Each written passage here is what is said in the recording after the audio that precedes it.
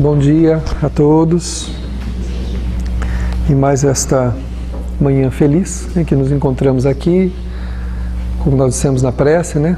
Na condição de aprendizes, porque em relação às coisas divinas pouco sabemos, né? Até mesmo em relação às nossas próprias interpretações, que ainda são muito limitadas, né? Mas estamos aqui com muita vontade de conversar a respeito de temas que têm a ver com a nossa realidade, com os nossos sentimentos. Estamos dando sequência ao estudo do autodescobrimento, uma busca interior, esta obra de Joana de Ângeles, que trata da psicologia transpessoal, estas obras que ela escreveu, para que nós pudéssemos, através desses ensinamentos, fazermos um entendimento da vida, um entendimento de nós mesmos, né? Para que a gente possa crescer e ser feliz. Embora pareça um paradoxo, né? Procurar ser feliz num mundo de tantas dificuldades como nós vivemos, mas, segundo o Livro dos Espíritos, cabe ao homem na Terra ser tão feliz quanto lhe seja possível. Então, se cabe a nós sermos tão felizes quanto nos seja possível, então nós podemos ser felizes naquilo que o nosso entendimento puder registrar. Tem cheiro de gás, não tem? Cheiro de gás. Vê lá, Nilton. Então vamos lá. A Joana, então, nessa obra, na sequência do que nós estamos vendo, né, que ainda é o item Exame do Sofrimento, ela fala da vida mental e emocional como desencadeadora de fenômenos ativos, né, de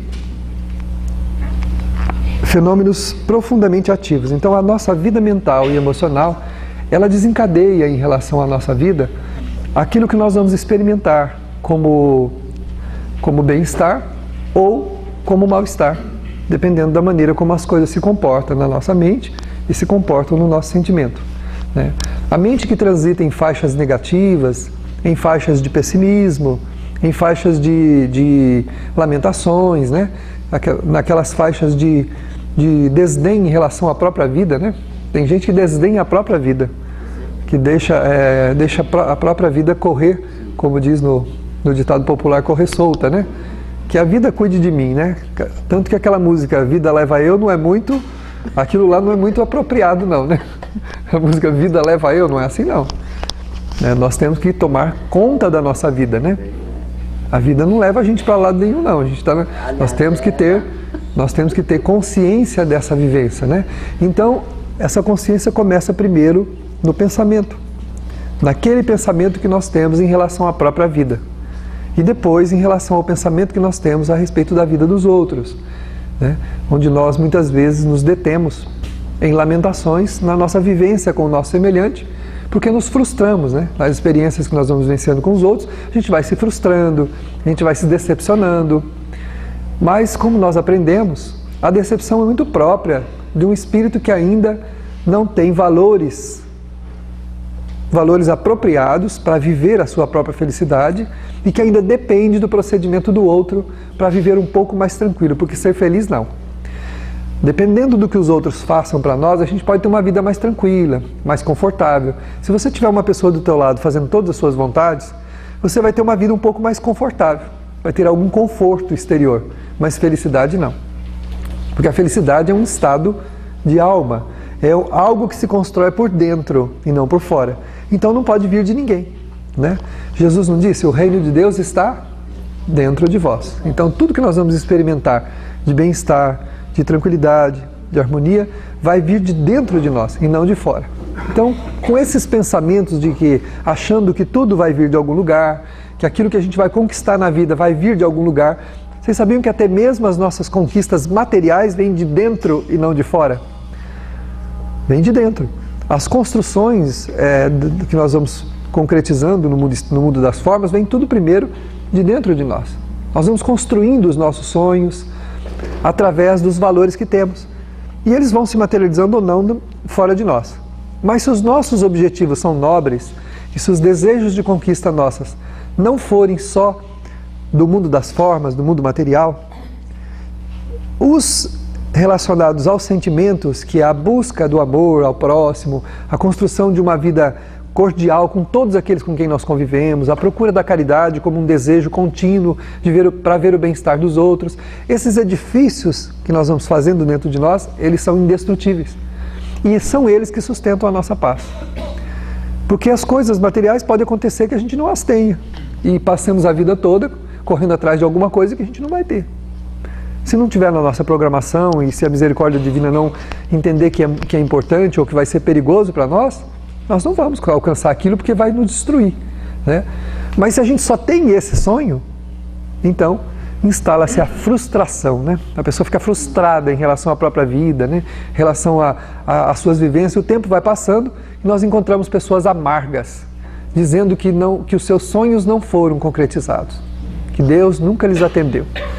Mas é porque viveram exclusivamente de sonhos exteriores, de coisas que buscavam para fora e nunca construíram nada dentro de si mesmos, né? O bem que nós fazemos, diz Joana de Ângeles, nos faz bem. Quem recebe o bem que a gente faz nem sempre.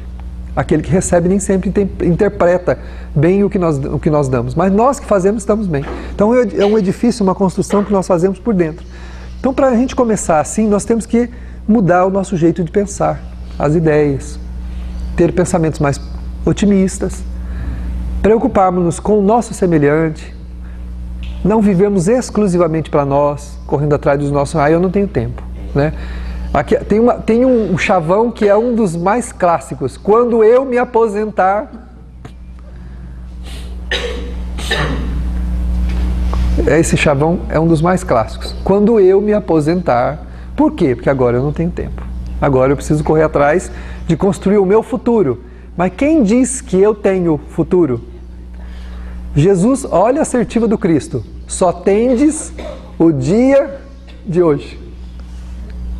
Afirmativa de Jesus. Só tendes o dia de hoje. Então de que futuro eu estou falando? Que construção? Porque quando eu me aposentar eu vou construir um monte de coisa que aí eu vou ficar tranquilo, né? Parábola, uma das parábolas do Evangelho. O homem que abarrotou o seu celeiro, plantou bastante e depois sentou e falou assim: aí minha alma, agora você está bem. Descansa e goza. Aí vem o encerramento da parábola, né? Nécio, ainda hoje te será tomada a tua alma. Para quem ficará o que amontoastes? Ou seja, né? Ainda hoje será tomada a tua alma. Para quem ficará o que amontoastes? Então, ou seja, não tem futuro. Nós não temos futuro. Nós temos presente. Nós temos o passado que está em nós, então também é presente, influenciando a nossa vida, e temos o presente. Então, a Joana de Ângeles, numa das mensagens dela, não é nesse livro, ela diz assim: viva intensamente como cada minuto, como se ele fosse o último da sua vida. E faça tudo quanto puderes no campo do bem para te tornares bom. Então a gente precisa fazer o que a gente puder, hoje, agora. Não pode deixar para amanhã. Não, segunda-feira eu vou fazer aquela tarefa. Por que não agora? Eu não sei se eu tenho segunda-feira. Né? A gente está sempre quando eu me aposentar. Né? Será que eu vou me aposentar? Eu não sei. Não sei a minha programação. Não é? Então a gente tem que... O tempo que a gente tem é esse aqui. Esse tempo do agora. Então encher a nossa mente de pensamentos otimistas. A minha vida é maravilhosa. A minha vida é uma oportunidade que eu tive. E eu tenho que aproveitar essa oportunidade. As pessoas que estão comigo são tesouros que Deus me deu para eu administrar. E para eu poder, através deles, conseguir me sentir mais confortável nesse mundo, auxiliados no seu crescimento, eles auxiliarem no meu. Mas eu estou por minha conta. Uma mãe não detém um filho não detém a mãe. Quem tiver que ir embora, vai embora. Nós não temos como deter ninguém, porque estamos por nossa conta. Cada um está por conta de si mesmo. Então, por isso que cada um tem que procurar fazer essa construção. E começa tudo no pensamento. Depois, o sentimento. Né? Com que sentimentos eu me relaciono com a vida que eu tenho? Eu estou sempre angustiado, estou sempre decepcionado, estou sempre aflito. Mas por quê? Por que dessas aflições? O que pode existir na minha vida que pode me afligir a tal ponto de tirar a minha paz, o meu sossego? O que pode existir? Todas as provas, todas as lutas que nós empreendemos, elas estão todas muito bem catalogadas, muito bem programadas nas páginas das nossas experiências e das nossas necessidades. O espírito precisa dessas experiências. E para que a gente possa ir vivenciando essas experiências, nós temos que procurar nutrir sentimentos bons em relação a tudo, né? E principalmente em relação às pessoas. As pessoas são o que são. Nós não vamos mudá-las.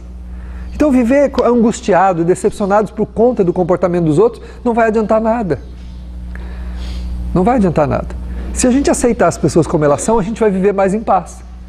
A gente vai parar de sentir aquele pesar no coração, aquele aperto na alma, né? E vai conseguir viver mais a vida da gente e ainda tendo sempre o braço oferecido para o outro pegar. Ninguém carrega ninguém, não tem jeito. O máximo que a gente pode fazer é deixar o braço assim. Vem, vamos, pode se apoiar em mim, vamos. Mas carregar não tem jeito, porque cada um tem que caminhar por si. Agora, viver aflito por isso é uma grande ilusão nossa, né? Isso não conta nada. A hora que a gente chegar no mundo espiritual, por que você se afligiu tanto? Ah, porque o fulano... Não, eu quero saber por que você se afligiu. A vida dele era um problema dele, você foi lá para auxiliá-lo, não para viver por ele. Ninguém vai viver por ninguém, não tem jeito de fazer isso. Como ninguém pode viver por nós. Não é? Não pode, não tem jeito. Então a Joana fala nessa primeira reflexão, né, que a vida mental e emocional ela é desencadeadora de fenômenos ativos. Então tudo que acontece em volta de nós parte do nosso pensamento e do nosso sentimento. Então a minha vida é o reflexo do meu pensamento e do meu sentimento. Daquilo que eu penso e daquilo que eu sinto. Né? Daquilo que eu penso e que eu sinto. Uma pessoa pode estar num monturo e feliz, a outra pode estar num palácio e infeliz. Porque não é o lugar onde ela está que lhe traz bem-estar, é o que ela irradia de si mesma.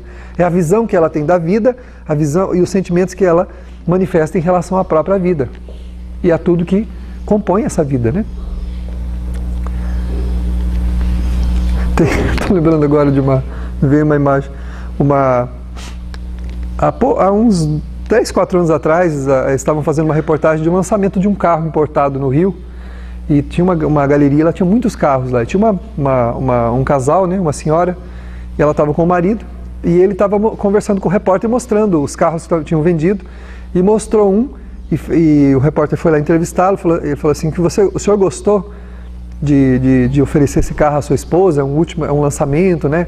É o suprassumo da indústria automobilística mundial, tal. Ele falou, nossa, eu fiquei muito feliz de dar esse carro para minha esposa. E a senhora gostou do carro? Eu falei, ele podia ter pelo menos perguntado a cor para mim, né? O repórter, quer dizer, né? Então já virou para o outro lado, foi a mulher com cabelo desse tamanho, né? Acho que ela passou 8 meses do cabeleireiro para, fio por fio, deixar todo aquele contorno do cabelo. E o cara feliz da vida, porque a senhora gostou, né? O senhor gostou de oferecer esse suprassumo da indústria automobilística para sua esposa, né? Ele, nossa, fiquei feliz, ela merece. A minha esposa merece muito mais, né? E a senhora? Ele podia ter pelo menos perguntado a cor. Ou seja... Não tem jeito. Muitas vezes a gente se sente feliz em dar alguma coisa para alguém. Nem sempre quem recebe vai receber bem. Porque é um problema dos sentimentos de quem recebe. É aqui que a gente administra o que recebe dos outros. É aqui que a gente administra. Por isso que nem sempre a gente recebe bem. Porque não tem sentimentos apropriados que sustentem o nosso equilíbrio e a nossa paz. E aí a gente se enche de exigências e quer o que vem dos outros do jeito que a gente quer. Vai ter? Não. Não vai. A gente nunca vai ter dos outros o amor que a gente gostaria, nunca vai ter o comportamento que a gente gostaria, nunca vai ter o jeito de falar, o jeito de fazer, não vai. Isso é uma ilusão, não vai ter. Aquele negócio de príncipe encantado, de princesa, gente, é tudo sapo. Não tem príncipe, não tem princesa, é tudo sapo. E é uma sapaiada para todo lado, então não tem problema. Porque se ele é sapo, você também é sapa. E se você é sapa, ele é sapo. Então não tem problema. É tudo igual. É uma sapaiada danada. Ai, Davi. Aí acorda, cai da cama. Entendeu? Sabe o que a vida faz conosco, sapaiadas? Bota um óculos cor-de-rosa em todo mundo, e aí você olha para o sapo e vê um príncipe encantado. E o sapo olha para a sapa e vê uma princesa encantada. E aí, meu filho, aí, né, com princesa dá bem. Quando eu passo alguns anos de casamento, perde o óculos. O óculos some, ninguém sabe onde vai parar o óculos. Aí ele olha do lado, né, e ela olha do outro, assim. Mas eu falo, já acostumei com você mesmo, meu bem, vamos embora. Agora eu já acostumei mesmo. A vida tem umas estratégias que só Deus que sabe. E aí a vida vai prosseguindo, né? E nós vamos caminhando e vamos vivendo. Nós nunca vamos ter dos outros o que a gente quer e também nunca vamos dar para os outros o que eles querem. Porque o que faz de nós, criaturas tão exigentes, é a falta da nobreza de sentimentos. Ou seja, nós não temos sentimentos nobres ainda que sustentem tudo aquilo que nós precisamos, que nunca vai vir de ninguém. Nunca vai vir dos outros, nunca vai vir das coisas, porque você ganha o carro da última moda que existe, o mais... Não podia ter pedido a cor. Quer dizer, que interessa a cor, minha filha? Você ganhou um carro né? Tem gente que não tem uma bicicleta para ir na esquina. Você ganhou o supra-sumo da indústria automobilística e está reclamando da cor. Nós nunca estamos satisfeitos, porque somos almas imperfeitas. Temos muitas lacunas não preenchidas. E essas lacunas são as experiências mal-sucedidas do passado, que nós trazemos em forma de carências. Somos extremamente carentes, muito carentes. De tal forma que quando a pessoa se atira ao trabalho, sendo muito carente, ela morre de trabalhar. Trabalha até morrer. Né? Trabalha até morrer. Se enfia de cabeça no trabalho e vai, ignora tudo e vai para aquilo. Se vai na atividade de caridade, numa atividade de um grupo, se enfia de cabeça e ainda quer o reconhecimento dos outros, os outros têm que reconhecer. Imagina, lá ninguém fala um obrigado para mim, ninguém me reconhece. Na verdade, não está lá pelo trabalho de crescimento, está lá para ser reconhecido, está lá para ser valorizado, para ser vangloriado, porque tem uma lacuna na alma, uma carência que não vai ser preenchida com nada que vier dos outros, nem dos trabalhos que você assumir. Se você vai para as atividades de caridade pensando que vai encher, que na atividade em si você vai preencher lacunas da sua alma, está enganado. É os sentimentos que a gente empenhar. Olha só, eu vou numa atividade para preencher uma lacuna de algo que me falta e ainda tenho que doar. Porque se eu não doar, não vou preencher. Eu não vou preencher com o que a atividade vai me dar. Eu vou preencher com aquilo que eu der nesta atividade. Faça ao teu semelhante tudo quanto gostarias que te fosse feito. Não é o contrário. Não é ir para alguma coisa e esperar de lá tirar alguma coisa para nós. É um engano. Isso não preenche lacuna nenhuma. Eu vejo gente trabalhar tantos anos em atividades de caridade, na doutrina, e mexe caldeirão para cá e passa a vassoura para lá, e termina e fala assim, não sei, a depressão não vai embora. Não vai embora mesmo. Você for lá para receber. Você vai curar a depressão com vassourada? Não tem jeito. Vai curar a depressão mexendo caldeirão? Não tem jeito, porque os bruxos do passado mexiam também lá, faziam os caldeirão, as poções. Né? Não vai preencher, não é aí que vai. Porque a lacuna está dentro de você. Não é a atividade que vai te dar, mas é o que você colocar nessa atividade que vai preencher a lacuna. Aí sim, o amor que você fizer transbordar da sua alma, o amor que eu fizer transbordar de mim mesmo, este preencherá a minha carência. É o amor que eu der que vai preencher a minha carência. Jesus foi o amor não amado. Nem por isso deixou de amar a humanidade. E morrendo na cruz, todo arrebentado, todo perfurado, ainda olha para o céu e fala, Pai, perdoa-lhes, porque eles não sabem o que fazem. Um imenso amor, um amor que nós não temos condição de compreender. Esse amor que a gente ainda não aprendeu a dar para os nossos semelhantes, que é o amor descondicionado, completamente livre, de alguém que não tem carência nenhuma, de um espírito livre, que não está aprisionado a nada, que nem a morte pode danificar-lhe, nem arranhar-lhe a superfície da alma, nem a morte cruel e dura como Cristo recebeu. Nem isso arranhou sequer os seus valores, a sua alma. Desencarnou na agonia, naquela aflição, pedindo por nós. Olha o amor desse Espírito. E a gente vai na atividade achando que vai resolver as nossas carências, né? Só trabalhando. É preciso trabalhar com amor. Estar ali porque eu quero me doar. Porque eu quero, eu vou lá para a atividade porque eu preciso tratar a minha depressão. Então, se eu ficar lá trabalhando, eu vou melhorar da minha depressão. É relativo. Quem vem para receber não leva nada. Quem vem para doar leva tudo. Se você veio para receber, não leva nada. Agora, se veio para doar, leva tudo. Mas eu não tenho nada, então doa do seu nada. Mas eu estou aflito, doa da sua aflição. Mas eu estou chorando, doe das suas lágrimas.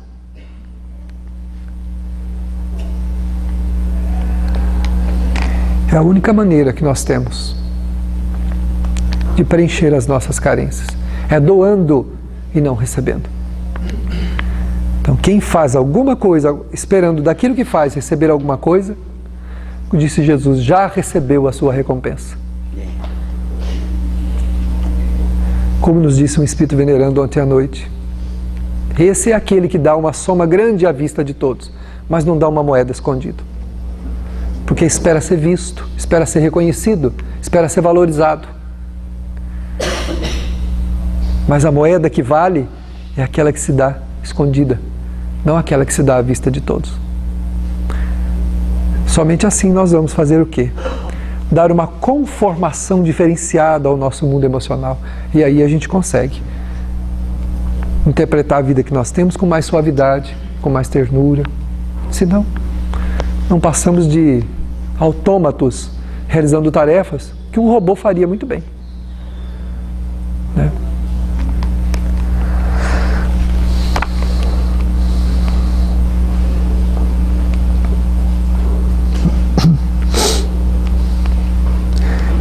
A Joana diz assim, é importante preservar-se a fonte gerando experiências salutares, porquanto o corpo físico, tornando-se automático às influências, executa as pressões originais de que se fez objeto. A vida mental e a vida emocional determinam os rumos do que vai acontecer conosco, inclusive no nosso corpo. Se nós vamos ter experiências salutares ou doentias, porque o corpo sofre as influências e as pressões que vêm da mente e do sentimento. Quando o arqueiro libera a flecha, já não pode deter-lhe o destino. Então nós temos que, por isso, fazer o quê? Prestar muita atenção nas nossas ideias emocionalmente comprometidas. Porque a vontade fraca direciona ela e a liberta. E depois que ela libertou, aí acabou. É como alguém que solta a flecha. Depois que a gente soltou, não tem como detê-la. Então, é a chamada lei de causa e efeito, né? Para toda a ação, tem uma reação contrária. Então, nós lançamos a flecha. Então, é preciso tomar cuidado, né? Com o pensamento e o sentimento. Porque são flechas lançadas em relação à vida. Que elas fazem um retorno e voltam para a fonte que as enviou, né? Comprometendo-nos ou libertando-nos imediatamente já quando ela é lançada. Né? Porque quando a gente faz o bem, o Espírito Ivan de Albuquerque, na quarta-feira, passou-nos uma mensagem, ele diz assim, quando a gente faz o mal, nós nos encarceramos nas suas consequências. Mas quando a gente faz o bem, e a gente adota o bem, nós nos beneficiamos do que o bem produz. Né? Então, qual flecha a gente quer lançar? Né? Que flecha a gente quer lançar? A do mal ou a do bem? Né? Tem que ser a do bem, né? Porque a gente se melhora, a gente se beneficia dela. Né? Então temos que ter muito cuidado em relação a isso, né? Porque depois que lançou, é igual a pessoa fala assim, a pessoa ela desabafa, né? Fala tudo que ela tem vontade para o outro e depois fala, me desculpa, eu não queria dizer isso, mas disse. A boca fala do que está cheio o coração. Então, ou seja, como é que eu não queria dizer o que eu disse? Claro que eu queria, tanto queria que falei. Porque onde está tudo aquilo que eu falei? No meu coração. Porque o homem bom, o homem virtuoso, ele é incapaz de dizer alguma coisa que fira o outro. Porque o coração dele não tem isso. Os seus conteúdos são melhores, são conteúdos superiores. Por mais que ele seja afligido, insultado, depreciado, ele jamais vai reagir assim, porque ele não tem isso na sua alma, ele não tem esse conteúdo. Ele não tem orgulho, não tem vaidade, não tem egoísmo, não tem presunção, não tem prepotência. Então, insultado, ele vai olhar para aquele que está insultando ele e permanecer passivo. E às vezes, como diz a benfeitora, né, indo até as lágrimas de compaixão daquele que está ferindo ele. Agora, o homem imperfeito, ainda cheio de vaidades, né, cheio de achismos, quando ofendido ou quando insultado, ele reage. E aí fala tudo que tem vontade e depois diz que não queria isso, né? Na verdade, ele fica envergonhado depois da repercussão que aquilo que ele fez vai ter. Como diz o Evangelho a respeito do escândalo, né?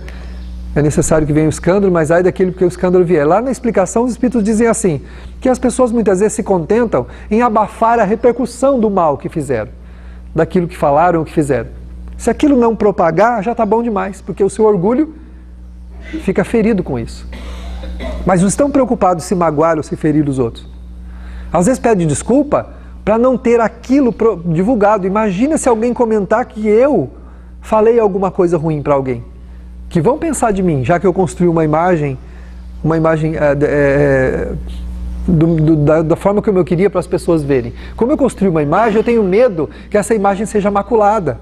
Então o que eu faço? Ao perceber que fiz uma asneira, imediatamente peço desculpa, peço perdão, mas não é de sentimento, não é do coração. É para que aquilo não se propague.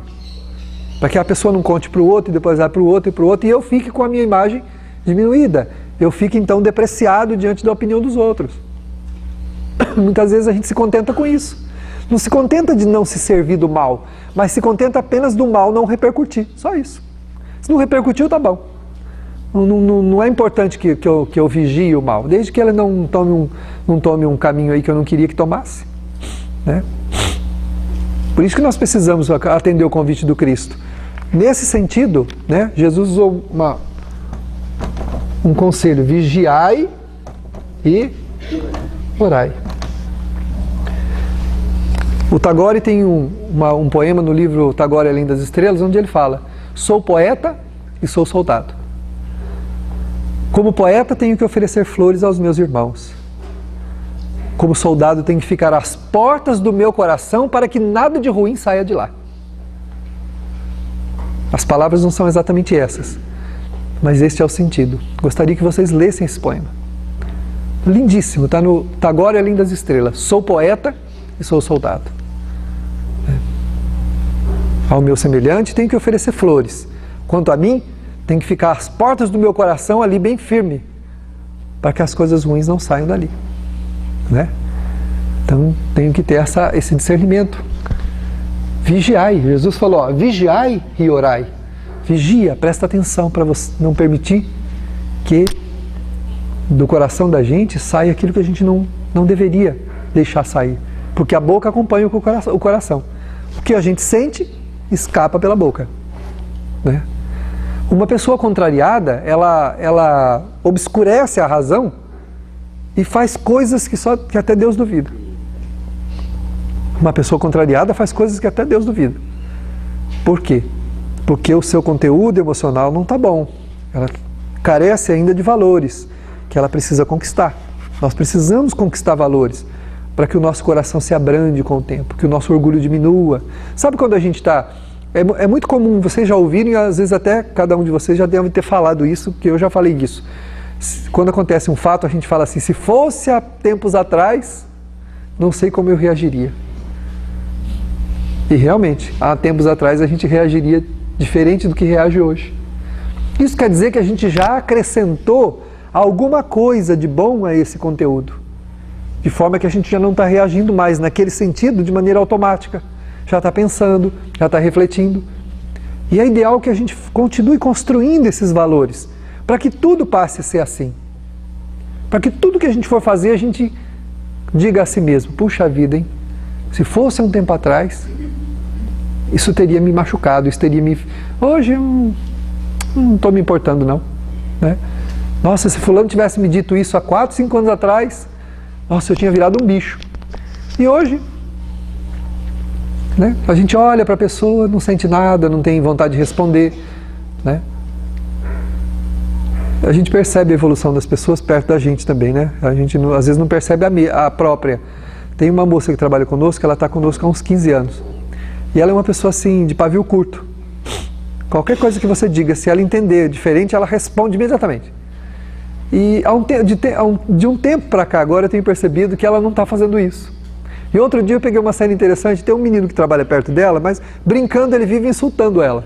Então, de vez em quando ele está lá trabalhando, ele vira e fala alguma coisa que ela sempre respondia com patada, alguma coisa.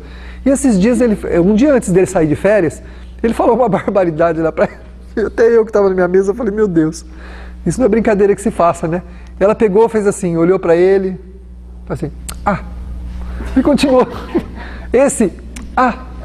Gente, nem sombra do que ela, da forma como ela agia. Ela já virava para cima dele, tacava alguma coisa, falava um impropério. Ela só virou para ele e falou assim, e continuou. Aí depois eu falei para ela assim, nossa, mas o fulano te disse um negócio e você não falou nada. Ela falou assim, olha, eu não sei, eu não estou tendo mais vontade de responder. Não estou tendo mais vontade de brigar com ele, de responder. Tem gente que diz assim, fulano cansou. Não é que cansou. De alguma maneira, alguma coisa que a pessoa foi vivenciando na melhoria dos seus sentimentos, deu a ela o quê? Deu a ela uma força para não precisar reagir diante daquela ofensa, diante daquela brincadeira que antes ela achava depreciativa e ruim. Agora ela simplesmente não é importante. Não é mais importante.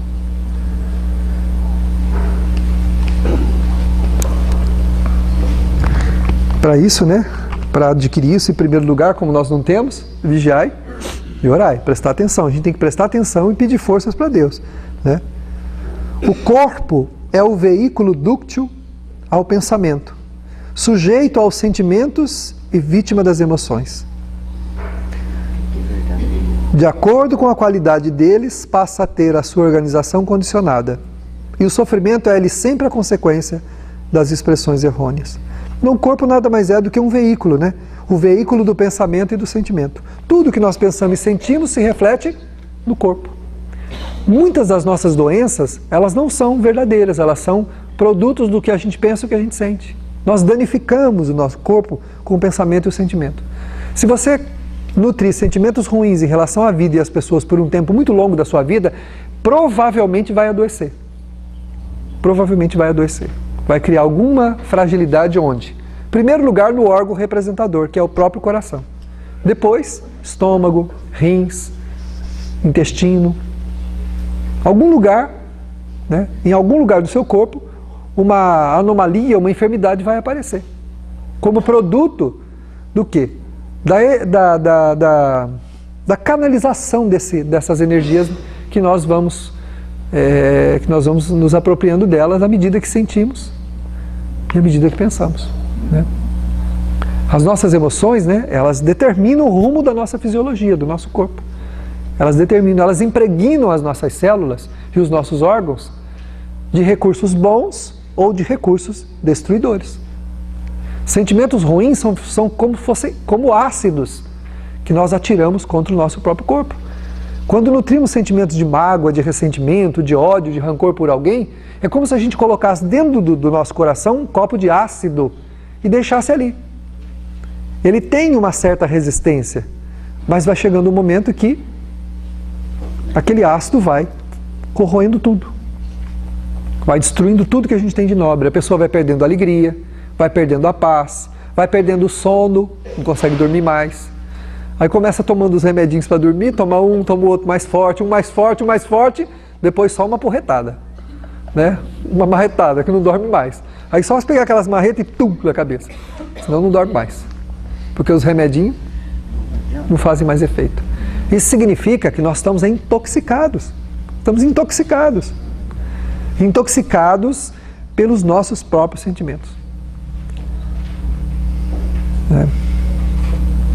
A intranquilidade mental, eu já vi muita gente reclamar em entrevista, minha cabeça não para de pensar, eu deito para dormir, a minha cabeça fervilha e vem pensamento daqui, pensamento de lá, pensamento de lá, pensamento de lá. Pois é.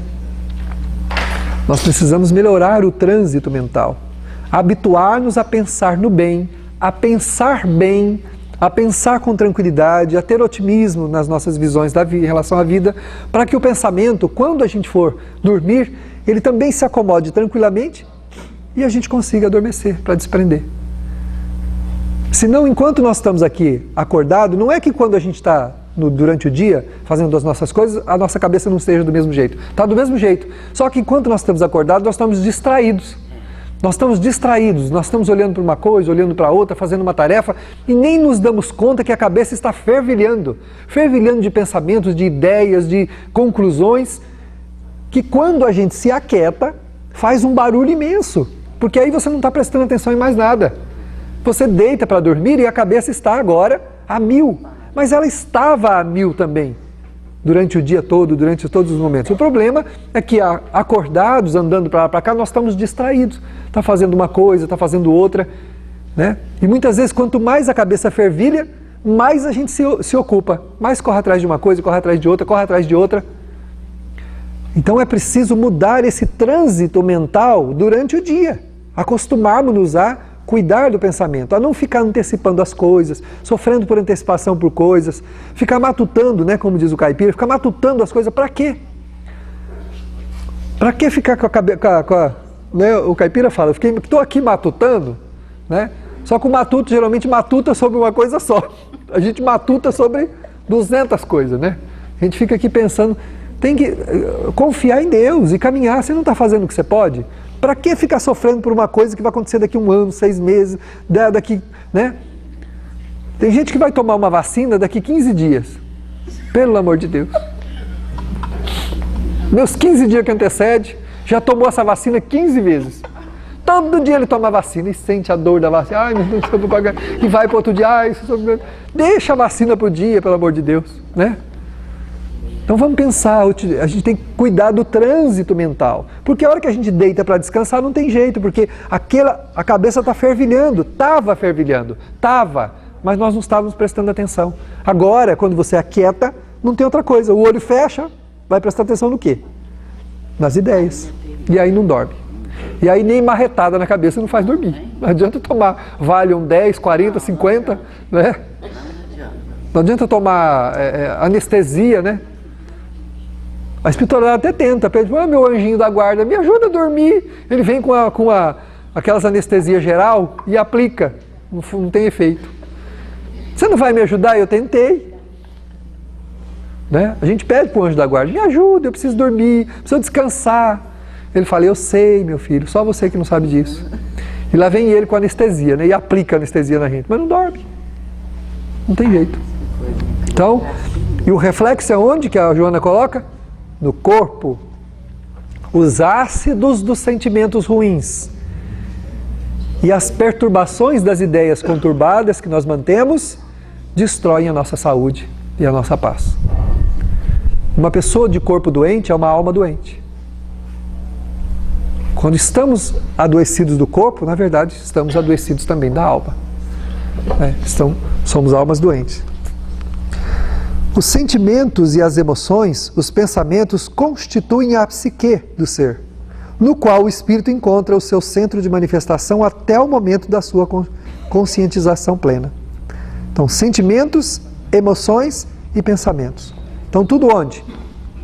Na nossa órbita mental. O nosso psiquismo é composto desses 3 ingredientes. O que nós somos como seres psíquicos é o nosso pensamento, as nossas emoções e os nossos sentimentos.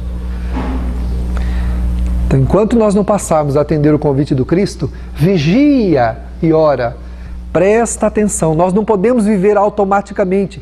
Temos que prestar atenção no que a gente pensa, no que a gente sente, no que a gente fala, como a gente se comporta. A nossa vida ela precisa ser uma vida consciente, não uma vida automática. Temos que transformar a nossa vida numa vida consciente e não automática. Porque é isso que tem acabado com a nossa vida, com a nossa paz. A nossa vida tem estado no automatismo. Vigia, falou Jesus, vigia, presta atenção. Tudo é importante. Tudo é importante. Às vezes você está fazendo um trabalho lá, passa um pensamento estranho pela sua cabeça e fala, isso aqui não tem importância. Tudo tem importância. Todo pensamento está relacionado com alguma ocorrência em nossa vida, que mexe com nossas emoções, que mexe com nossos sentimentos. Às vezes aquela pessoa que você não tem muito apreço por ela, você está lá trabalhando, de repente, quando você pensa nela, a sua barriga esfria, o coração começa a pulsar mais rápido. E o que a gente faz? Ai meu Deus, não posso ficar pensando nisso não. E já muda para outra coisa, já vai pensar em outra coisa. Só isso não adianta. Mudar o pensamento é o primeiro passo. Vigilância é muito mais do que mudar o pensamento. Vigilância é prestar atenção nos motivos pelos quais a gente sente, pensa e faz o que a gente faz. os motivos pelos quais a gente pensa, sente e faz o que a gente faz. Por que eu faço isso? Por que toda vez que eu penso na pessoa, eu me sinto aflito? Por quê? Isso é vigilância. Faça perguntas. Santo Agostinho, no Livro dos Espíritos, lá para as questões 900 e alguma coisa, lá para o final, ele fala assim, que a gente tem que perguntar coisas a gente mesmo e não temer multiplicar essas perguntas. Multiplicar, ou seja, perguntar coisas a si mesmo. Por quê? Por quê? Por que eu sinto isso? Por que me dá aflição? Por que me dá taquicardia quando eu penso na pessoa? Começar a encontrar as razões pelas quais nós nos incomodamos com os outros. Não encontrar justificativas porque o fulano me fez tal coisa. Isso não é resposta. Se for essa resposta, joga de lado e fala, não, essa não é a resposta. Fala para você mesmo. Quando você por que será que eu senti esse frio na alma?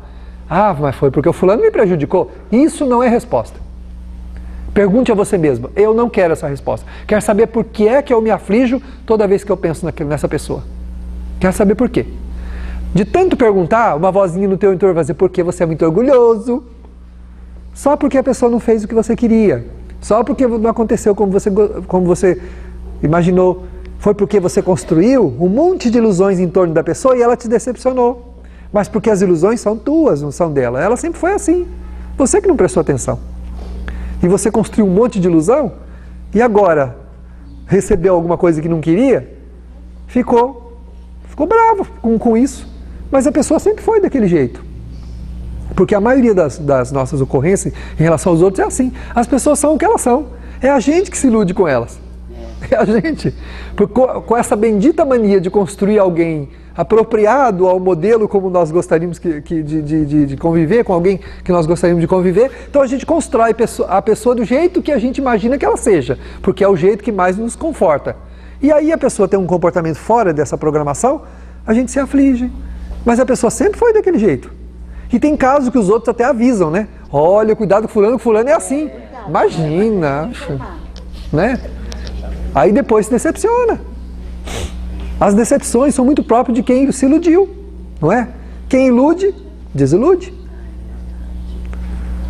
Então nós temos que lembrar, né, que cada um é do jeito que é. Quando vier então esse pensamento, fala assim, não é a pessoa não é o problema são os meus sentimentos. A pessoa é o que ela é e eu preciso aprender a aceitá-la assim. E aceitar alguém do jeito que a pessoa é, não é dizer que a pessoa está certa. Outra coisa que a gente fica muito aflito é, mas se eu aceitar a pessoa como ela é, eu vou estar dizendo para ela que ela está certa. Meu filho, você dizendo que ela está certa ou não está certa, ela vai continuar do jeito que ela é. Mas você não está dizendo a ela que ela está certa, você está convivendo com ela do jeito que ela é, que é muito diferente. Conviver com alguém do jeito que a pessoa é muito mais agradável para nós, muito mais apropriado para o nosso equilíbrio. O que a pessoa é um problema dela, não é um problema nosso. É um problema dela, não é um problema nosso. Mas eu vou ter que viajar com essa pessoa? Ai, meu Deus, no avião? Não tem para onde sair? Pois é, viaje com a pessoa. O problema é do que ela é dela. Mas eu começo a dormir, ela me cutuca. Vem para falar bobeira e tudo, eu detesto isso, eu não gosto nem de ouvir a voz dela. Pois é, acostume-se a ouvir a voz dela, acostume-se com contrariedades. Contrariedade é muito bom para educar o nosso orgulho. Contrariedade é muito bom para polir as superfícies embaçadas da nossa alma. Porque Jesus convive conosco até hoje e nós não somos flor que se cheire. Nenhum de nós. Nós não somos flor que se cheire, nenhum de nós. E Jesus não abandonou a terra e nem a gente por conta do que a gente é. Ele permanece conosco até hoje. Até hoje Ele cuida dos destinos da terra, ajuda a gente, envia anjos, envia espíritos bons, envia almas venerandas e generosas que cuidam do nosso coração assim, ininterruptamente. E nós não podemos conviver com uma pessoa por uma vida, por um tempo, com alguém que não atenda muito os nossos anseios? Por que não podemos? Podemos sim. Então precisamos, quando vem o frio no coração, na barriga, né, aquele frio, um gelo na alma, não é ficar procurando resposta nos outros, procurar resposta em nós. Isso é vigiar. Então vigiar é muito mais do que, eu não posso pensar isso, e passo para outro pensamento. Né? Não adianta, aquele pensamento vai circular e vai voltar. Ele vai voltar. Agora, se a gente procurar contemporizá-lo, aí sim, aí ele vai desaparecer. À medida que eu me pacifico com os meus pensamentos, com aquilo que eu sou, eu paro de ser afligido por mim mesmo.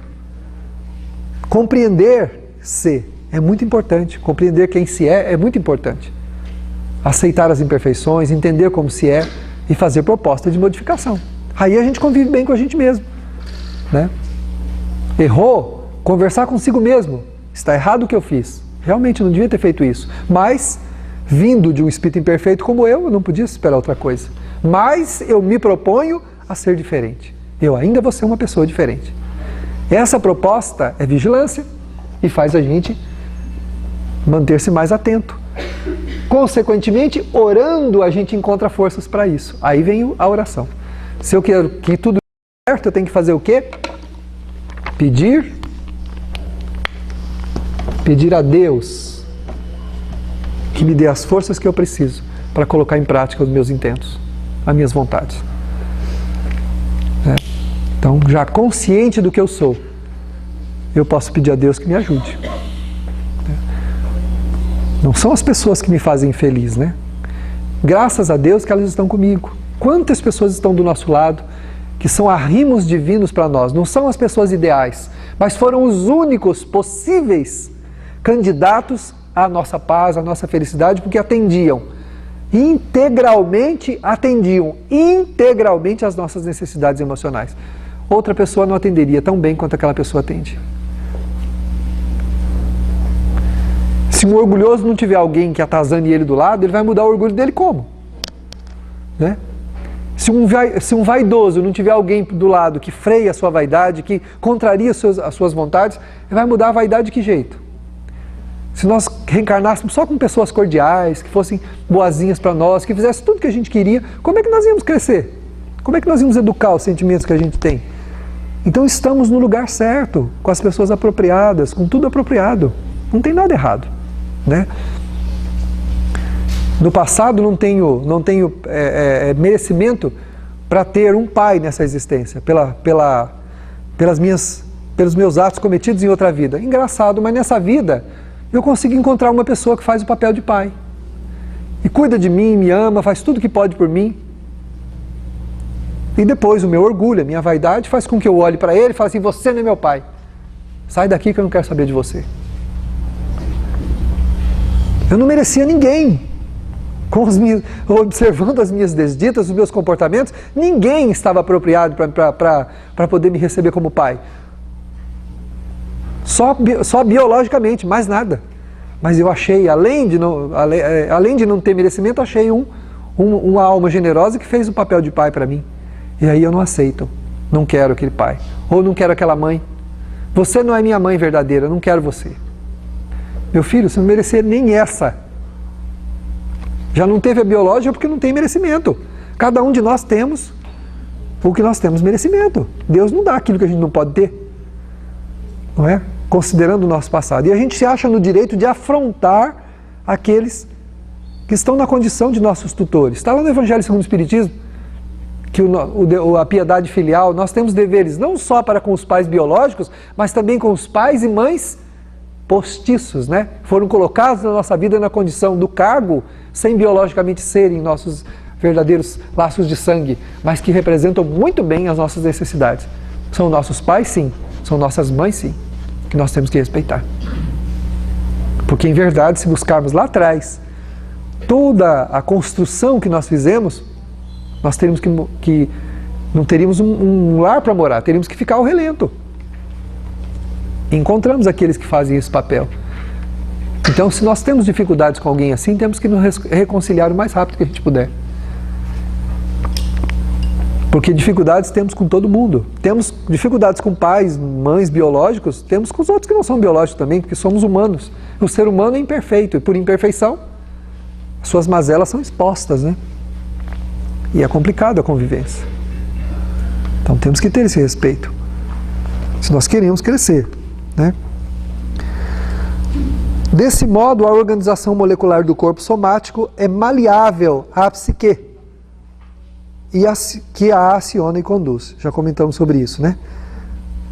Por isso, cada indivíduo é responsável pela aparelhagem orgânica que lhe serve, tornando-se co-criador com Deus.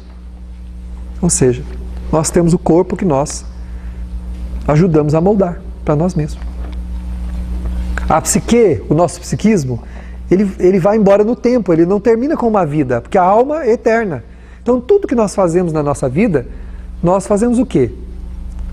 Nós ficamos encharcados daquilo que fazemos. As nossas vivências estão impregnadas em nós, estão gravadas em nós, e vai conosco para onde a gente for. Então a próxima vida, o próximo corpo, a próxima experiência física que nós vamos ter, ela é o produto do que nós construímos. Do que nós construímos enquanto vivíamos, enquanto experimentávamos a nossa vida. E hoje, o produto do que nós vivenciamos no passado.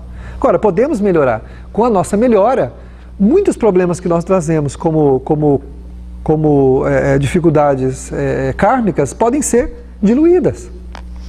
Podem ser diluídas. É preciso aí o empenho, né? O nosso empenho em fazer alguma coisa a nosso benefício. Fazer alguma coisa a nosso benefício.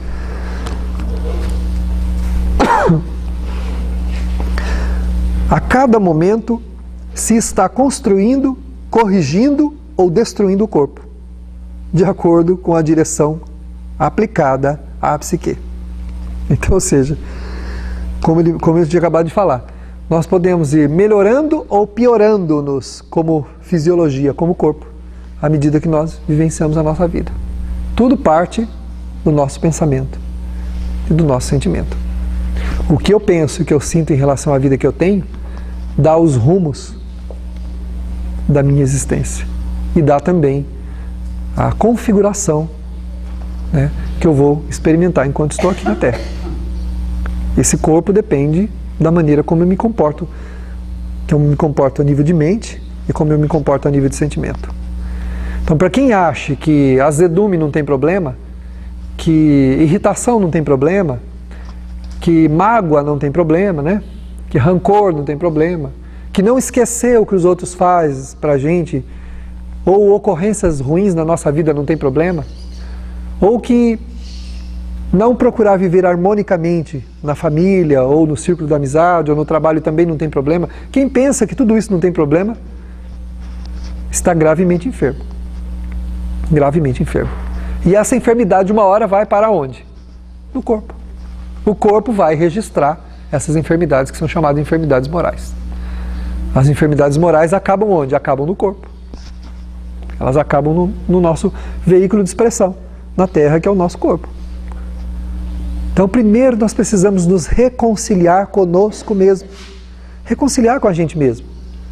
Por que eu sou tão amargo em relação à vida que eu tenho?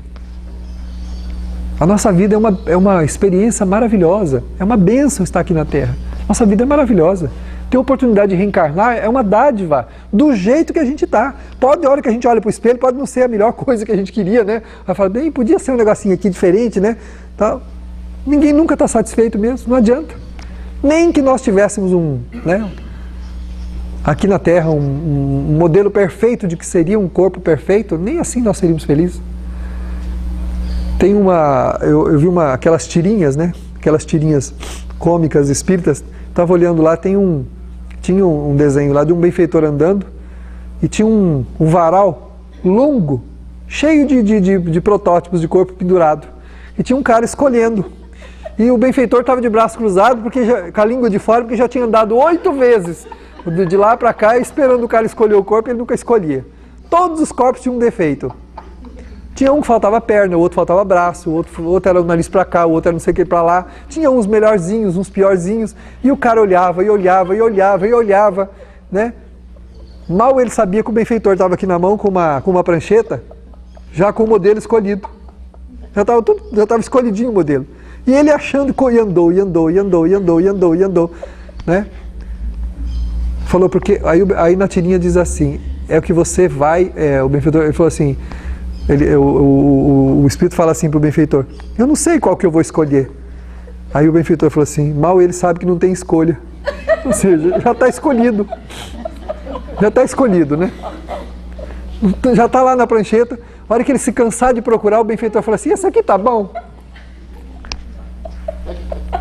Nossa, é esse mesmo! Pois é, você já passou 8 vezes por ele. É isso aí, né? Por quê? Porque a nossa vida, o nosso corpo, a nossa experiência fisiológica, ela tem a ver com nossas experiências emocionais, né? Está tudo apropriado, não tem muita escolha. A beleza ou o equilíbrio que nós vamos experimentar por fora é aquele que estiver por dentro, né? E se porventura estivermos por dentro, por fora não interessa, pouco importa. Se nós vemos os grandes homens, os homens bons da humanidade, eles não tinham beleza, muito menos estatura, muito menos, né? A Madre Teresa de Calcutá era desse tamanhozinho assim, magrinha. Ultimamente o rosto dela era mais amarrotado do que você dá um linho para uma vaca mastigar, depois pega, é aquilo ali. E era um anjo. Quem olhava para aquela criatura era um anjo. O Chico arrumava até uma peruquinha lá para esconder né? E arrumava lá e vestia uns casacos, uns bonezinhos para dar uma disfarçadinha. Mas era outra coisa pequenininha. E ele falava assim, ele mesmo falava, que ele falava assim, o meu rosto não é nada que se recomende para ninguém. Ou seja, mas era um anjo. Todo mundo queria ficar perto do Chico. Milhares de pessoas do mundo inteiro vieram atrás desse homem. Vieram atrás da beleza dele, da exuberância que o Chico tinha, da beleza de alma dele, né? Da beleza da alma dele. É. A irmã Dulce, mirradinha desse tamanhozinho assim, com meio pulmão. Nem falar, coitadinha, conseguia falar direito. E vamos andando por aí, a gente vai vendo que as grandes almas, a carcaça pouco importava, pouco importa. Por quê? Porque é o interior, né? É a alma que faz a pessoa feliz e que faz a vida ter sentido. Chegou uma mulher para o Chico, Chico, agora eu descobri uma coisa, o que foi, minha filha? Eu fui no médico, ele falou que eu tenho que tomar um remedinho pro resto da vida, e daí? Não, mas Chico, eu vou ficar refém de um remédio. Pior você ficar refém de outra coisa. Melhor ficar refém de um remedinho que vai cuidar de você a vida toda, do que você ficar refém de um mal moral, de uma mazela que depois você vai ter que levar séculos para se livrar dela. Esse remedinho você vai usar nessa vida e depois larga a mão. Desencarnou, o remédio fica aqui. A necessidade do corpo fica aqui. Agora o mal moral vai com a gente para onde a gente for. Vai para essa vida, vai para outra. E quantas vidas o espírito vai ter que trazer aquele mal moral para poder resgatá-lo, para poder se livrar dele. Então não é melhor tomar um remedinho? O que tem tomar um remedinho, diz o Chico? Que bom que a medicina tem um remedinho que você toma e vai passar a vida inteira bem por conta de um remedinho que você toma, né? A pessoa tem um probleminha de pressão, ela toma lá um comprimidinho por dia, vive, morre, desencarna de idade, velhinho, mas não, né? Graças a Deus. Agora, o que nós tínhamos que ficar preocupado? Ficar preocupado com o mal moral, esse sim. Né? Ficar refém do mal, não ficar preocupado de estar refém do remédio. Né? Refém do mal, não do remédio. Encontrei um amigo há um pouco tempo agora, ele está morando em Valinhos, perto de São Paulo, está casado e tem 2 filhos. Falei, e aí, como é que tá? Ele falou assim, estaria bom se não fosse casado, né? Falei, como assim? Você queria tanto casar? Pois é, casei e fiquei refém. Refém do meu casamento. Agora não posso fazer nada, tenho que ficar atrás de filho, atrás de mulher, atrás disso, daquilo.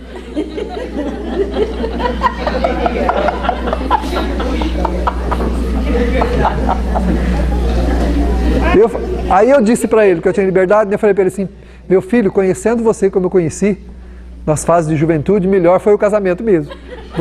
Eu acredito que você não estaria encarnado hoje não, se você estivesse por aí. Você está encarnado, tem uma família linda, tem 2 filhos lindos. Que prisão boa é essa que você arrumou? Uma prisão muito boa.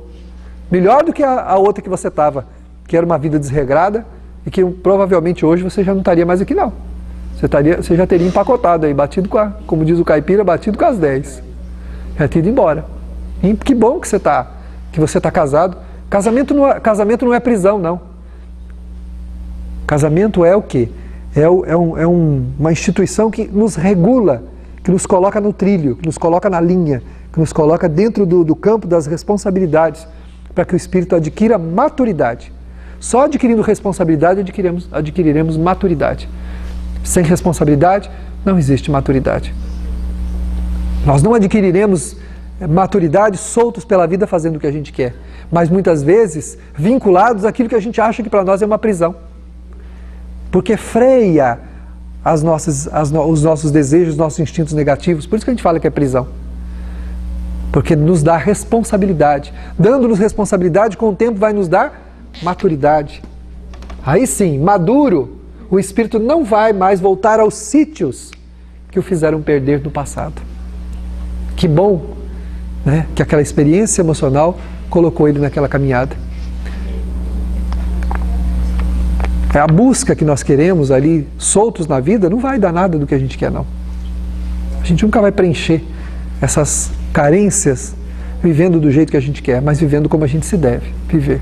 Então, muitas vezes as experiências, né, que nos colocam no eixo, nos trilhos, é aquela que vai nos dar a maturidade. Meu avô desencarnou no dia que eles completaram, ele e minha avó, 72 anos de casado. No dia que eles completaram 72 anos de casado, ele desencarnou.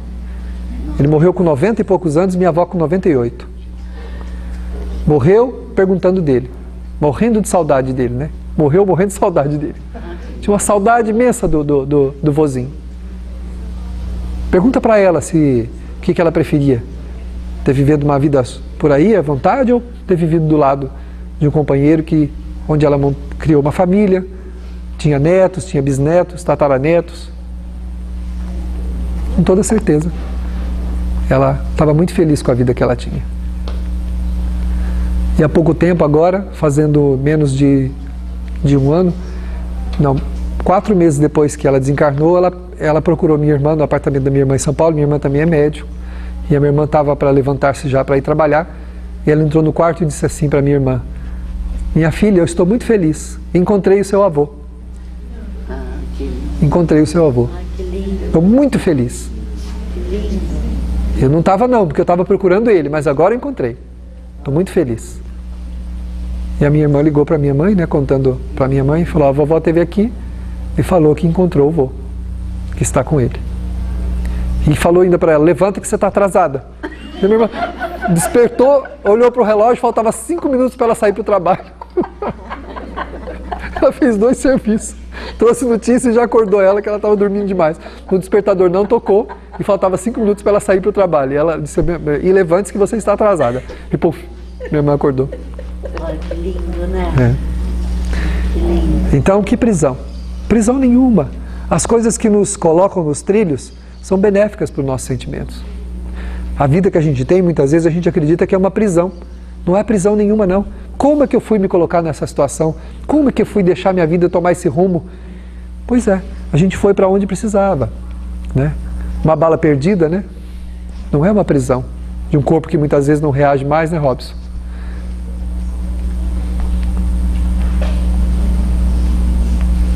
Não é uma prisão. Se perguntar para o Robson, ele vai dizer que ele nunca esteve tão livre quanto ele se sente hoje. Não é? Então a gente tem que pensar. Nós teríamos que ter pudor, teríamos que ter reservas para viver as experiências negativas que nos expõem. Nessa caminhada feliz que Deus nos concedeu, na oportunidade de almas em crescimento, que receberam um presente divino, deveríamos agradecer imensamente ao Pai.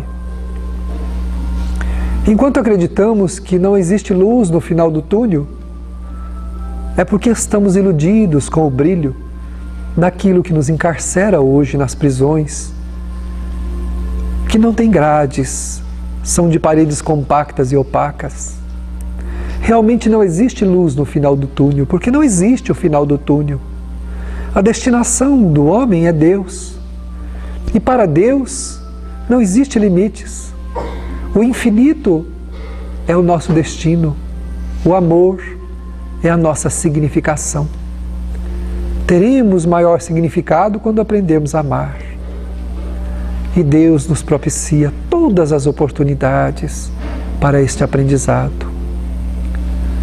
Assevera-nos o Evangelho: sê tu quem ama. Quando amamos, enobrecemo-nos, felicitamo-nos, consequentemente também tornamos a nossa presença mais confortável na vida das pessoas. Que eles não sejam para nós o objeto dos nossos sonhos é compreensível, porque nem sequer sabemos sonhar. Almas imperfeitas, como a criança que se posta à frente da vitrine querendo um brinquedo que o pai não pode comprar. Nós também desejamos o que não podemos. e Deus não nos vai dar. Como Pai prudente e amoroso, concede-nos apenas aquilo que é importante e o que já é muito e que nós temos que agradecer. Vem, Senhor, vem tomar o nosso coração. Concede-nos a paz que procuramos. Felicita-nos através do entendimento, para que possamos também aprender a amar como nos ensinastes. Em que pese os enfrentamentos dolorosos da existência, que não optemos pela desistência em nosso caminhar. A luz no caminho, porque Ele a trouxe. A paz na jornada, porque Ele é a nossa esperança. É luz, é ternura, é bondade na caminhada. Que seja feita a vossa vontade. E nós, de corações doridos, que nós possamos ser destemidos, enfrentando cada dia como um fanal que carregamos das luzes imperecíveis que já habitam o nosso coração e que um dia será para nós o fim definitivo de nossa solidão, quando nos encontrarmos nesta procura, nesta luta, que não é feita de juras, mas de bondade, sobretudo da caridade, que nos transforma em almas melhores para a nossa própria redenção. Obrigado, Senhor. Assim seja.